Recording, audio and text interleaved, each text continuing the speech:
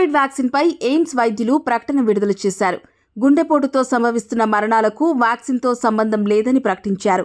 Covid వ్యాక్సిన్పై కొందరు కావాలని తప్పుడు ప్రచారం చేస్తున్నారని పేర్కొన్నారు.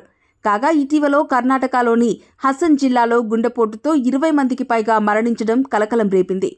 ఈ వరుస మరణాలపై ఆ రాష్ట్ర సీఎం సిద్దిరామయ్య ఆందోళన వ్యక్తం చేశారు. ఈ మరణానికి ఖచ్చితమైన కారణాన్ని గుర్తించి పరిష్కారం కనుగొనేందుకు ఒక కమిటీని ఏర్పాటు చేశారు.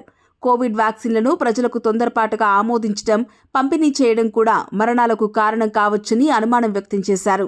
ఇటీవల పలు అధ్యయనాలు ఈ వ్యాక్సిన్లతో గుండెపోటు పెరుగుదలకు కారణమవుతాయని వెల్లడించాయన్నారు.